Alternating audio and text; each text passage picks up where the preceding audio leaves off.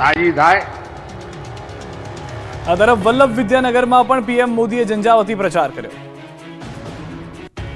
ગુજરાતમાં મતદાન પહેલા પ્રધાનમંત્રી મોદીએ જંગી સભા સંબોધીને ચૂંટણીનો માહોલ વધુ તેજ બનાવ્યો। ગઈકાલે ડીસા અને હિંમતનગરમાં વિશાળ સભા સંબોધીને મતદાનની અપીલ કરી તો આજે વલ્લભ વિદ્યાનગરમાં પીએમ મોદીએ પ્રચંડ પ્રચાર કર્યો। પોતાના સંબોધનમાં પ્રધાનમંત્રીએ 2047ના સપનાની વાત કરી, સાથે જ કહ્યું કે વિકસિતનો મતલબ શું છે તે આણંદ ખેડાવાળાને સમજાવવું ન પડે।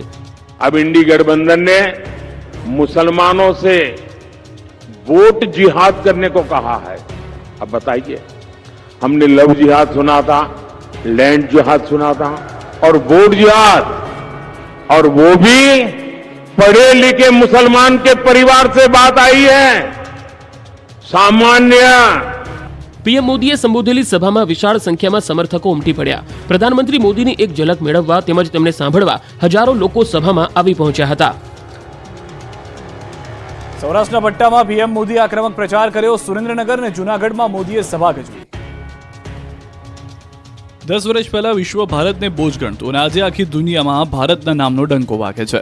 સુરેન્દ્રનગરમાં પ્રચંડ પ્રચાર દરમિયાન પ્રધાનમંત્રી મોદીએ આ હુંકાર કર્યો। જંગી સભા સંબોધતા પીએમ મોદીએ કોંગ્રેસને પણ આડે હાથ લીધી હતી।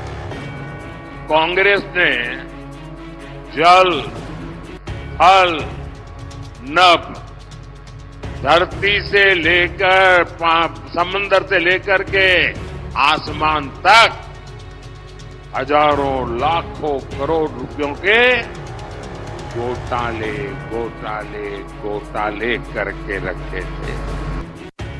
આ તરફ જૂનાગઢમાં પણ પ્રધાનમંત્રીએ ઝંઝાવતી પ્રચાર કર્યો। પીએમ મોદીના આગમનને લઈને સમર્થકોમાં ભારે ઉત્સાહ જોવા મળ્યો। ધૂમધકતા તાપ અને ગરમી વચ્ચે મોટી સંખ્યામાં લોકો અને કાર્યકર્તાઓ ઉપસ્થિત રહ્યા।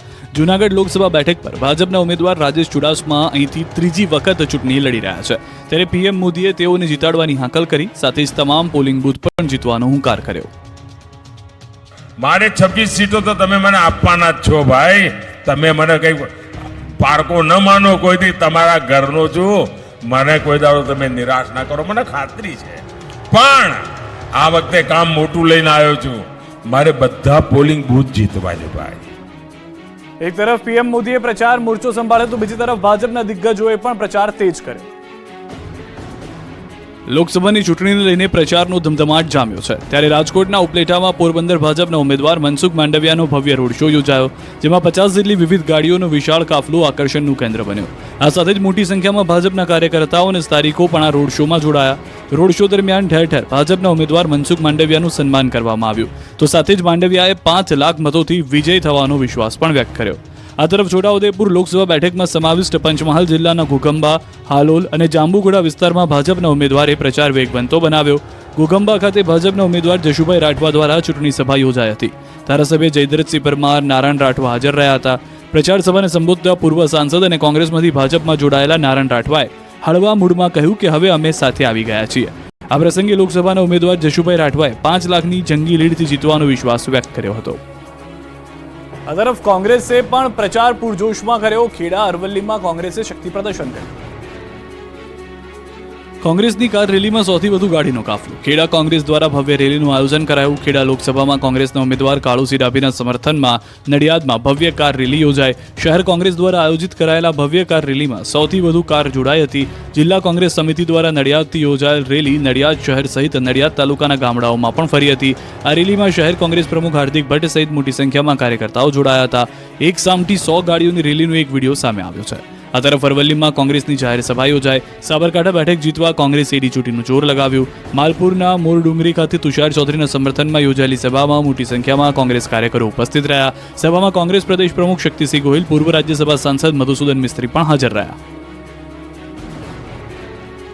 આ તરફ બોટાદમાં આપના ઉમેદવાર માટે કેજરીવાલના પત્ની સુનીતા કેજરીવાલે રોડ શો કર્યો। લોકસભાની ચૂંટણી સમયે જેલની હવા ખાતા કેજરીવાલની પત્ની સુનીતા કેજરીવાલે પ્રચારની કમાન સંભાળી લીધી છે। ગુજરાત પ્રવાસે આવેલા સુનીતા કેજરીવાલે બોટાદ ભાવનગર બેઠકના ઉમેદવાર ઉમેશ મકવાણા માટે રોડ શો કર્યો। ઉમેદવારના સમર્થનમાં સુનીતા કેજરીવાલે રોડ શો કર્યો, જેમાં આપના પ્રદેશ અધ્યક્ષ ઈશુદાન ગઢવી સહિત આપની મોટી સંખ્યામાં કાર્યકરોની હાજરી જોવા મળી. ઢોલ નગારા સાથે નીકળેલા રોડ શોમાં સુનીતા કેજરીવાલે ભાજપ પર કટાક્ષ કર્યો. મુખ્ય માર્ગ પર ડીજેના તાલ સાથે આપના કાર્યકરો હાથમાં ઝંડા લઈ કેજરીવાલ આગે બઢોના નારા લાગ્યા. આમ આદમી પાર્ટીના રોડ શો દરમિયાન સુનીતા કેજરીવાલ દ્વારા જેલ મામલે કેટલાક સવાલો ઉઠાવ્યા, તો કેજરીવાલને જેલમાં હેરાન પરેશાન કરવામાં આવતા હોવાનો આરોપ લગાવ્યો. સુનીતા કેજરીવાલે પતિ અરવિંદ કેજરીવાલને સિંહ ગણાવ્યા અને લોકોને આમ આદમી પાર્ટીના ઉમેદવાર ઉમેશ મકવાણાને મત આપવા અપીલ કરી. તો ઈશુદાન ગઢવીએ પણ ઉમેશ મકવાણાને જીતાડવા સાથ સહકાર આપવા અપીલ કરી. તો પક્ષ સાથે ગદ્દારી કરી અન્ય પક્ષમાં ગયેલા નેતાઓને ખોટા સિક્કા સાથે સરખામણી કરી હતી. બારડોલી પંચમહાલના પ્રચારમાં જાદુગરના શો. પ્રચારમાં જાદુગરે દેખાડે છે વિકાસના કામોનો જાદુ. વિકાસના કામોનો જાદુ બતાવી જાદુગરો ભાજપનો અનોખો પ્રચાર કરી રહ્યા છે. બારડોલી લોકસભા મતવિસ્તારમાં સમાવિષ્ટ તાપી જિલ્લામાં મંત્રી મુકેશ પટેલે ભાજપનું સહકાર સંમેલન આયોજિત કર્યું, જેમાં ભાજપના હોદ્દેદારો અને કાર્યકર્તાઓ ઉપસ્થિત રહ્યા. વ્યારામાં યોજાયેલા આ સંમેલનમાં મતદારોને રીઝવવા જાદુગરનો ખેલ પણ બતાવવામાં આવ્યો. મુકેશ પટેલે બારડોલીના ભાજપ ઉમેદવાર પ્રભુ વસાવા 5 લાખથી વધુની લીડથી જીતશે તેવો આશાવાદ વ્યક્ત કર્યો. આ તરફ પંચમહાલમાં રાજકીય પક્ષોએ રાત્રિ પ્રચાર શરૂ કર્યો. ગોધરામાં ભાજપ કાર્યકર્તાઓ ડોર ટુ ડોર કેમ્પેઇનમાં જાદુગરોનો સહારો લઈ રહ્યા છે. જાદુગરના માધ્યમથી ભાજપ હાલ વિકાસ કામોનો જાદુ બતાવતો પ્રચાર કરી રહ્યો છે. શહેરના ગલી મહોલ્લામાં આ જાદુગરો વિવિધ જાદુ દેખાડી ભાજપ માટે પ્રચાર કરી રહ્યા છે. દિવસે કાળઝાળ ગરમીને કારણે કાર્યકર્તાઓ રાત્રિ પ્રચારમાં જતા હોવાથી ભાજપના કાર્યાલયો મોડી રાત સુધી ધમધમી રહ્યા છે. કાર્યાલયમાં ગરમા ગરમ ભજીયા અને ચાયની ચુસ્કી સાથે કાર્યકર્તાઓ પ્રચારમાં નીકળી પડે છે. ત્યારે આ વખતે જાદુગરોના માધ્યમથી ખેલ પાડવાની પ્રચારની આ રીત ભાજપને કેટલી ફળશે તે જોવું રસપ્રદ રહેશે. મતદાન કરો અને માલામાલ થઈ જાઓ. બોટાદમાં મતદારોને મળશે જોરદાર ડિસ્કાઉન્ટ. 7મી મે મતદાન કરો અને કરિયાણા, રેસ્ટોરન્ટ, હોટલ, મેડિકલ સ્ટોર, થિયેટરમાં ડિસ્કાઉન્ટ મેળવો. બોટાદ જિલ્લાના મતદારોને મતદાન કરવા પર મળશે અવસર ડિસ્કાઉન્ટ. બોટાદ જિલ્લાના મતદાન વધારવા માટે અનોખી પહેલ કરાઈ છે. બોટાદના વેપારી એસોસિએશનના પ્રમુખોએ મતદાન જાગૃતિ માટે અલગ અલગ ડિસ્કાઉન્ટ અને ભેટનું આયોજન કર્યું છે. અધિકારીઓ બોટાદ જિલ્લાના વેપારીઓ અને કામદાર એસોસિએશન સાથે બેઠક કરી અવસર ડિસ્કાઉન્ટ આપવા માટે ચર્ચા કરી, જેમાં તમામ લોકોએ ડિસ્કાઉન્ટ આપવા પર સહમતિ દર્શાવી. કેટલીક દુકાનો, રેસ્ટોરન્ટ, હોટલ્સ, મેડિકલ સ્ટોર, થિયેટરોમાં મતદાન કરનાર લોકોને 7% અથવા નક્કી કરેલા દર મુજબ ડિસ્કાઉન્ટ આપવામાં આવશે. બોટાદમાં સહમત થયેલા વેપારીઓની દુકાનમાં મતદારોને આ ઓફરનો લાભ મળશે, જેમાં મોબાઈલ એસેસરીઝમાં 50% ડિસ્કાઉન્ટ, કરિયાણામાં પ્રોત્સાહક ડિસ્કાઉન્ટ, તો રેડીમેડ, હોટલ, રેસ્ટોરન્ટમાં 60% ડિસ્કાઉન્ટ મળશે. જ્યારે ફોટો સ્ટુડિયોમાં 1 કોપી સાથે 1 કોપી ફ્રી, ઇલેક્ટ્રોનિક વસ્તુની ખરીદી પર ફ્રી ગિફ્ટ, 2 વ્હીલર લેવેજમાં 5 લીટર પેટ્રોલ ફ્રી તેમજ કાર વોશ, રમકડા, ઓટો પાર્ટ્સની ખરીદી પર પ્રોત્સાહક ડિસ્કાઉન્ટ અપાશે. મતદાન જાગૃતિની અનોખી પહેલ. દવાના બિલમાં પર મતદાન જાગૃતો માટેનો સ્ટેમ્પ. લોકસભા ચૂંટણીમાં મતદારો વધુમાં વધુ મતદાન કરે તે માટે ચૂંટણી પંચ વિવિધ જાગૃતિ અભિયાન ચલાવે છે. ચૂંટણી અધિકારીઓની અપીલ બાદ કેટલાક જિલ્લાઓમાં વેપારીઓએ મતદાન કરનારને સ્પેશિયલ ડિસ્કાઉન્ટ આપવાની જાહેરાત કરી છે. તો ક્યાંક વાહન ડીલર, તબીબો ડિસ્કાઉન્ટની જાહેરાત સાથે લોકોને મતદાન કરવા પ્રેરી રહ્યા છે. પણ નવસારીના બિલીમોરામાં એક ખાનગી હોસ્પિટલ અને મેડિકલ સ્ટોર સંચાલકે સ્વેચ્છાએ નવી પહેલ કરી છે. દવાના બિલ પર મતદાન કરવાની અપીલ સાથે સ્ટેમ્પ લગાવવામાં આવી રહ્યા છે. 7 મે મતદાન જરૂર કરીએ તેવો બિલ પર સ્ટેમ્પ લગાવીને સંદેશ આપવામાં આવી રહ્યો છે. જે લોકો મેડિકલ સ્ટોર પર દવા લેવા આવે છે તેમના બિલ સ્ટેમ્પ લગાવીને મતદાન જાગૃતિનો સંદેશ આપવામાં આવી રહ્યો છે. મતદાન એ નાગરિકનો મૂળભૂત અધિકાર છે, ત્યારે 7મી મીએ લોકસભા ચૂંટણીમાં મતદારો જંગી મતદાન કરે તે માટે પ્રયાસ કરાઈ રહ્યા છે. કોંગ્રેસ કાર્યકર્તાનો અનોખો પ્રચાર. ધૂમધકતા તાપમાં સાયકલ પર પ્રચાર કરવા નીકળ્યા. મતદારોને રીઝવવા ઉમેદવારો અનોખા અને અલગ અલગ નુસ્ખા અપનાવતા હોય છે. ત્યારે ભર ઉનાળે સાયકલ પર સવાર આ કાર્યકર્તા જૂનાગઢના કોંગ્રેસ ઉમેદવાર હીરાભાઈ જોટવા માટે પ્રચાર કરી રહ્યા છે. માળિયા હાટીનામાં કોંગ્રેસ કાર્યકર્તા અનોખા પ્રચાર કરતા દેખાયા. આરીફભાઈ ઉર્ફે કાળુભાઈ ભર ઉનાળામાં સાયકલ સાથે ફરી રહ્યા છે અને કોંગ્રેસને મત આપવા અપીલ કરી રહ્યા છે. ઉમેદવારો પ્રચાર પ્રસાર પાછળ લાખો રૂપિયાનો ખર્ચ કરતા હોય છે, ત્યારે કોંગ્રેસ કાર્યકર્તાની પ્રચારની આ રીત જોઈને સૌ કોઈનું ધ્યાન ચોક્કસ જાય છે. સાયકલ પર પ્રચારનું એક કારણ આરીફભાઈ મોંઘવારીને પણ બતાવી રહ્યા છે. ચૂંટણી પહેલા સરહદો પર સઘન ચેકિંગ. આંતરરાજ્ય બોર્ડર પર પોલીસ એલર્ટ થઈ. રાજ્યમાં લોકસભાની ચૂંટણી નજીક છે, ત્યારે ગુજરાતમાં કોઈ પણ ગેરકાયદે વસ્તુની ઘૂસણખોરી ન થાય તેના માટે આંતરરાજ્ય બોર્ડરો પર પોલીસ એલર્ટ થઈ છે.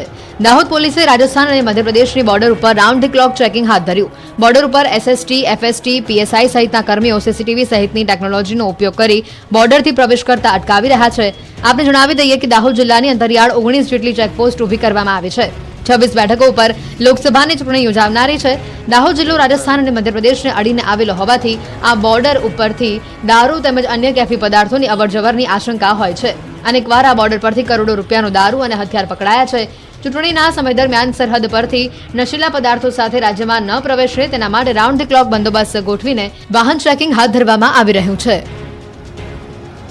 રાજધાની હોસ્પિટલમાં પૂરતા બેડની ઋષિકેશ પટેલે આપી હૈયાધારણા. 200ના બદલે માત્ર 50 જ બેડ મંજૂર કરાયા હતા.